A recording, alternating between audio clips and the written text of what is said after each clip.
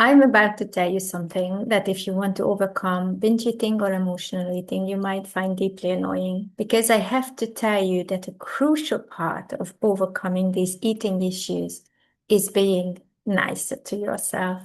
I know, so unsatisfying. You would much rather have a set of rules that you can follow perfectly, and then you would just become a normal eater, right?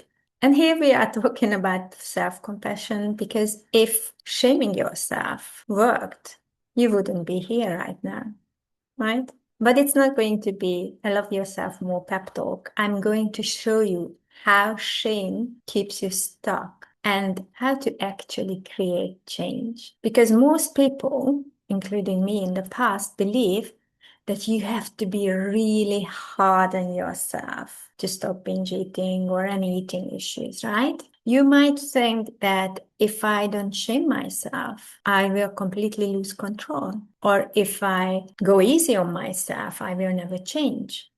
But it's not true.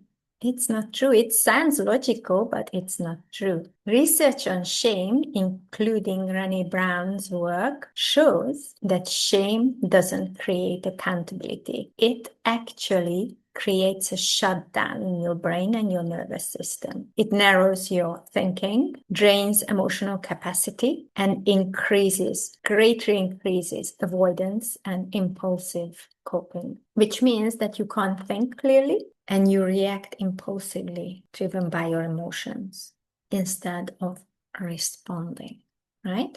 Also, when shame is present, it's not about food anymore, it's about who you are. Overeating stops being just like, okay, I was overwhelmed and I used food to cope, and then you move on with your life, and it becomes evidence to prove that you are a food addict, weak, undisciplined, out of control in your mind, right? And thinking so bad about yourself just makes you want to comfort yourself with food, right?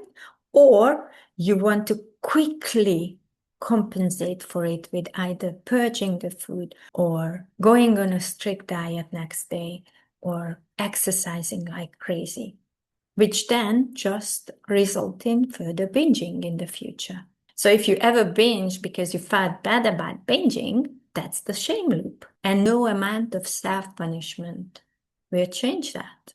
And this is where self-compassion comes in. It doesn't magically stop urges or make emotions disappear, but it removes the extra hostility that keeps the cycle alive, right? And when you practice self-compassion, your nervous system can settle enough to think. You regain access to curiosity, choice, and problem solving. Now you can respond to the urge instead of just automatically reacting. Instead of turning away from this behavior because it's too painful to look at, you can actually stay present long enough to understand it and respond to it.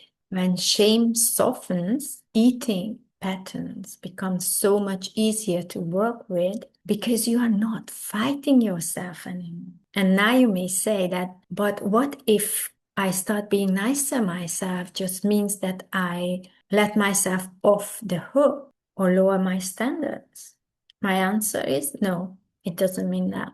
You will simply relate to binges, urges, overeating as information instead of something about your character, right? It's just information. It helps you look at things rationally instead of emotionally. You can put your detective hat on and think clearly, right?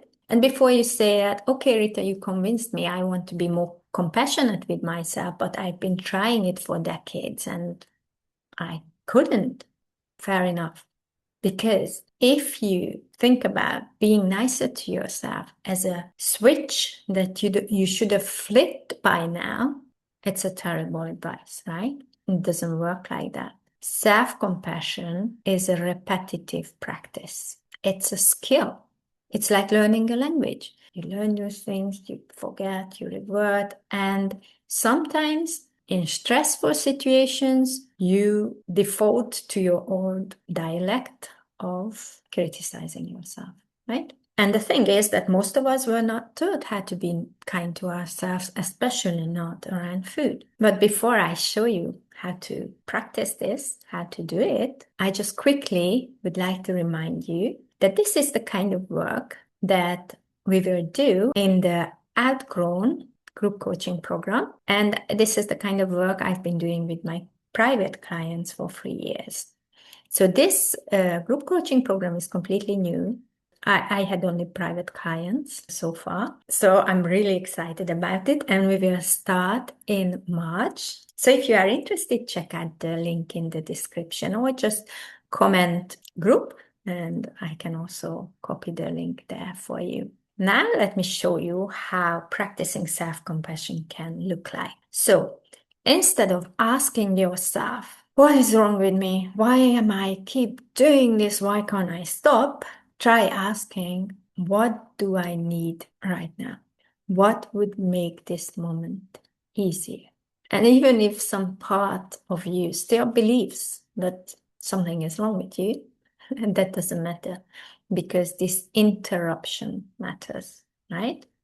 Because this shifts your brain from the prosecutor that wants to find all the evidence that you are such a food addict or whatever you tell yourself. It shifts your brain from that train of thought to the problem-solving train of thoughts, right? And that's where change actually can start. But it's also important to start with neutral thoughts instead of jumping to this all very positive thoughts. Because jumping from I'm disgusting and hopeless to I love myself is not going to work, right? It can backfire even. So start with neutral, like I ate past fullness, I was overwhelmed, I used food to cope. Just the fact, neutral, and then stop there. Neutral language keeps the nervous system online, so it doesn't shut down. And then you can think and respond, as I said before. And this is exactly why I created the outcome workbook the way I did. So it helps you interrupt the shame loop in that moment without needing any perfect motivation mindset, right? That is one more thing you need to know.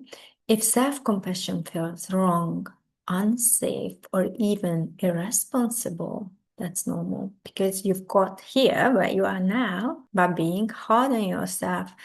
You achieve so much by criticizing yourself and pushing yourself. So this is your default mode, right? And your brain will tell you that you need the pressure. But this discomfort only means that you are doing something unfamiliar because then brain likes familiar things and it hates change.